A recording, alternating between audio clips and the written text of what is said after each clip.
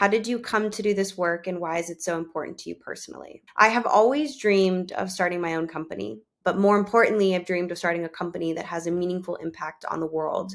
And so with my background and experience in procurement, the chemical industry, manufacturing, risk management, during the pandemic, I took inventory of my life, said, am I doing the things that I want to be doing? The answer was no. The reason was fear, and that is just not a good enough reason. So I combined my passion and my knowledge for procurement, for supply chain, and for sustainability into one, and thus the birth of Klupify. What was your light bulb moment for Klupify? Like many startups, we went through a lot of customer discovery, market research, and part of that process was going and talking to people. And since I have an extensive network in the procurement space, a lot of the people that I was talking to were procurement professionals. So one of the things that we noticed was that there was this really big pressure around regulations and reducing carbon footprint. And we're starting to see that customers and organizations are no longer okay with greenwashing. So that led me towards the path of being like, okay, so what can we do in order to combat some of this greenwashing? And the number one thing you can do is have data.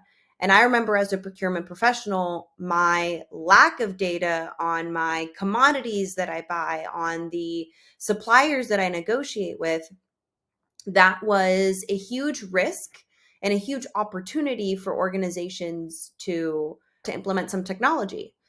And as we continued to do more research, we realized that up to 80% of a company's footprint comes from their procurement processes. So if you follow the money showed us that if you can change your procurement decisions or even start to influence some of your procurement decisions, you will be able to create meaningful and large scale, impactful reduction change within these organizations. And listen, 98% of S&P 500 companies have publicly set sustainability goals, which means sustainability is a rising top priority for not just leaders, but investors and shareholders. And so when we really followed the money and followed where and how we're spending money and how these companies are spending money, we realized procurement is the answer. It is the gateway. And Klupify's job is to unleash the power of procurement. So what is the elevator pitch for Klupify? So Klupify is the only climate action platform for the commodities you buy. Similar to you are what you eat, you are what you buy. Klupify provides you with the data, analytics, and environmental footprint of every single purchasing decision so that you can incorporate sustainability into your decision making when awarding, negotiating, and procuring goods and services. Talk through your strategy in building a team around you. When it comes to building a team, I am so aware that teamwork makes the dream work. And without a solid team, you will not be able to execute on your plan. So my goal and my strategy is to come together with people who have not just the skill set, right? Because that's one aspect of it, but it's not just about the skills, but have the passion and the drive and the discipline to help us make this dream come true. Because a lot of the things that I've learned is that you can learn skills on the job, but you cannot teach somebody to want to do something. So the number one thing that we're looking for when we're thinking about how we build the team is, do they want to be part of this journey? Are they excited about what we're doing? And can they see the level of impact that we can have as we scale Klupify? Okay, question number 5. What has surprised you most about starting your own business?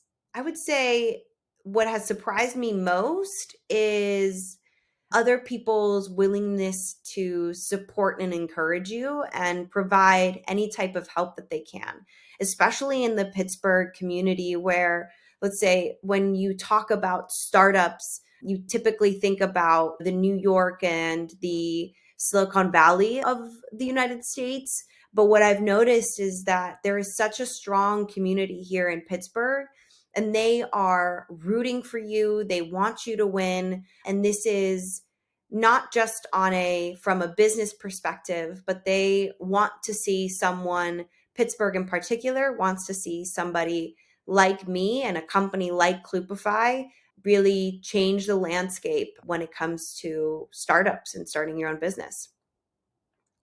Talk through one of your daily rituals.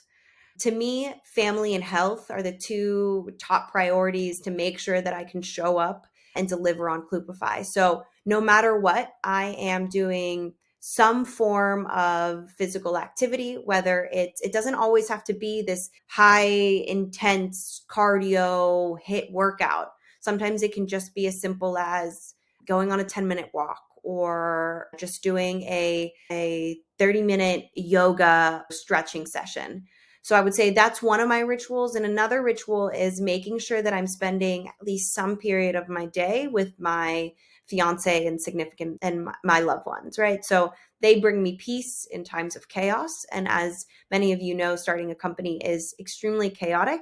And so those moments of peace are what make sure that you can kind of get through the moments of chaos.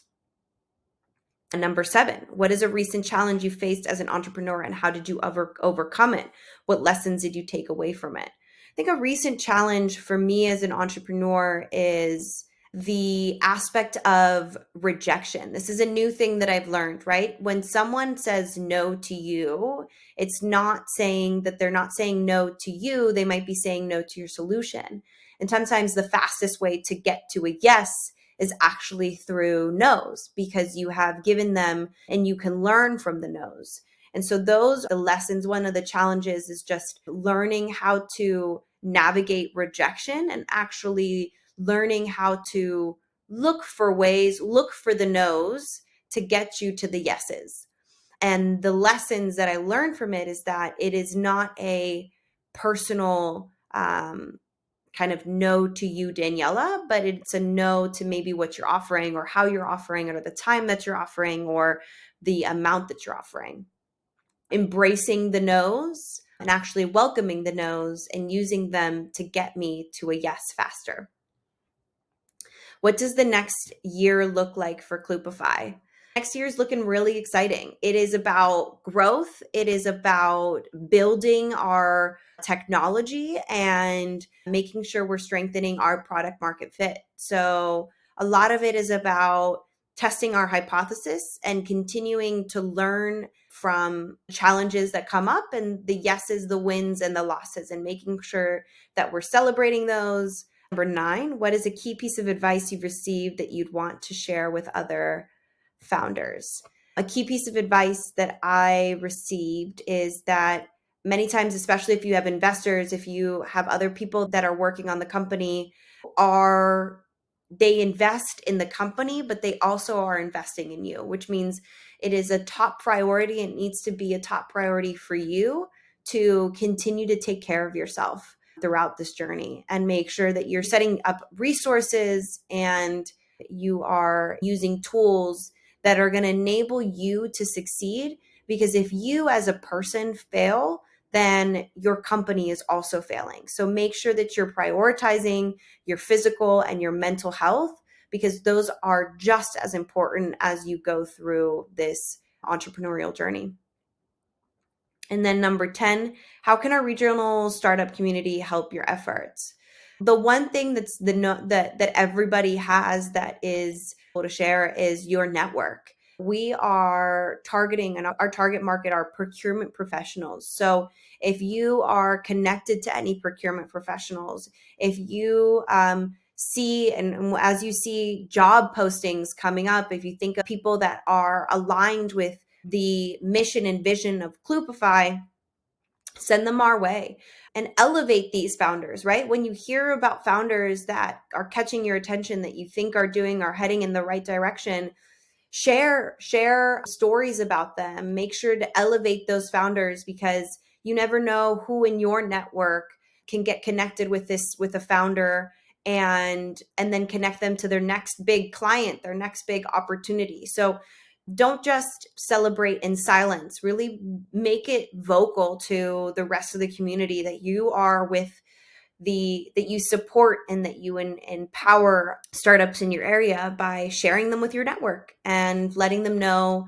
and letting the people around you know that you support them.